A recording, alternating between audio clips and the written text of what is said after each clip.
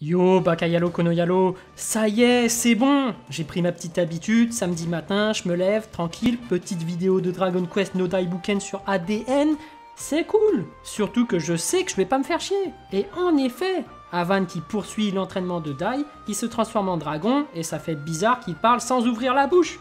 En plus, il a la voix qui résonne, voilà. Moi, j'ai trouvé ça bizarre. Mais soit, il menace Dai, il essaie de l'attraper par la main, Dai qui esquive, il essaie de le frapper, mais sa peau est trop dure. Les dragons ont toujours cette résistance, c'est marrant.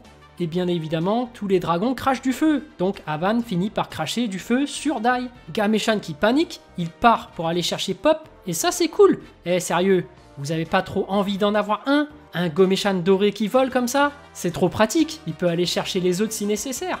Et puis, ça aussi c'est fort. Pop qui est en train de s'entraîner en cachette. Franchement, c'est beau à voir. J'aime bien les gens qui se remettent en question et qui se mettent à bosser pour de vrai. Tu sens que ces mecs-là, ils ont un manque de confiance en eux, mais qu'au-delà même de l'entraînement, il y a un véritable travail au niveau mental, un travail sur eux. Bref, Pop qui y va parce qu'il maîtrise le sort de glace et qu'il est le seul à pouvoir stopper les flammes du dragon. Mais Dai qui sait instinctivement que c'est le slash vague, trancher la mer qui peut découper les flammes. Et le secret de cette technique, c'est la vitesse. Il se concentre et boum, il va parvenir à couper les flammes et entailler le nez d'Avan. Avan qui reprend son apparence et il se tient juste le nez. Et puis ensuite, il a plus rien. On a bien vu qu'il s'était fait entailler le nez, non? C'est bizarre. Normalement, il devrait saigner du nez, mais bon, on va dire que c'est censuré. Dai qui va utiliser son sort de glace pour faire un glaçon. Eh mais c'est trop cool de pouvoir créer des glaçons comme ça. Wesh, t'imagines pour te faire des coca bien frais? C'est trop pratique. Bon, ensuite, il y a le Seigneur du Mal qui arrive, il s'appelle Adlar et va réussir à rentrer à l'intérieur de la barrière. Mais ça, c'est une bonne question aussi.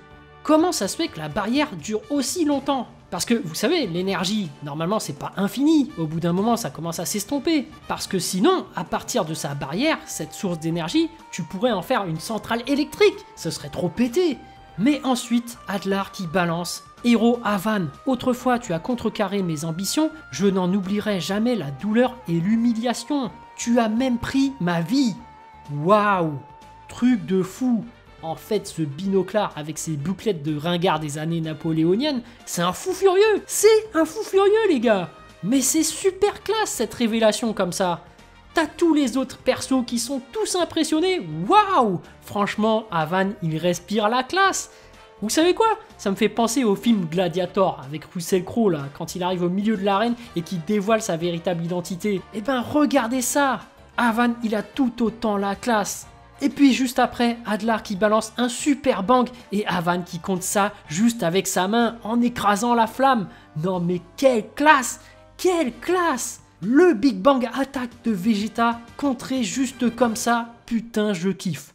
Et voilà! Enfin un combat équipe, de l'enjeu de ouf, l'ancien héros contre le seigneur du mal, c'est parti! Avan qui balance à son tour un super crame et qui brûle Adlar. Mais Adlar qui n'a rien, il va alors parler de son maître Vern, le seigneur du mal, celui qui l'a ressuscité. Mais bon, moi je croyais que c'était lui le seigneur du mal, mais en fait il y a un mec au-dessus de lui. Ouais, moi je trouve ça un peu dommage. Adlar quand même, c'est un méchant qui en pétait, quand il vient t'as tous les monstres qui redeviennent mauvais. Tu sentais que c'était le big boss, mais non en fait, il y a quelqu'un au-dessus, c'est un peu dommage. Il aurait dû l'annoncer un peu plus tard, mais bon. Adlar qui balance ensuite un super crame et Avan qui nous sort slash vague. Le coup qu'il venait d'apprendre à Dai. Et pour finir, Adlar qui nous sort son ultime attaque, le Final Flash de Vegeta. Waouh, ça a l'air trop puissant. Et en réponse, Avan qui prépare le Avan Slash. Waouh! En fait, le Avan Slash, c'est une putain de technique. Et en vrai, Avan nous fait une leçon pour Dai. Genre, il s'est coupé la terre, il s'est coupé la mer, et là, c'est couper le ciel. Enfin, plutôt, les trois en même temps. Mais quelle puissance! Regardez, boum! Adlar qui saigne, il est touché. Mais bon, ensuite, il se régénère. Il s'apprête à achever Avan, mais Dai qui intervient. Et Dai qui se fait complètement malmener, il se fait jeter comme une vieille chaussette. Toutefois, il est quand même parvenu à blesser Adlar au doigt. Pop qui vient récupérer Dai, mais Adlar ne veut pas les laisser filer. Il leur balance une boule d'énergie, et Avan qui se sacrifie en mode Piccolo contre Nappa. Bon, sauf qu'il le fait dans l'autre sens, il le fait pas avec son torse, mais avec son dos.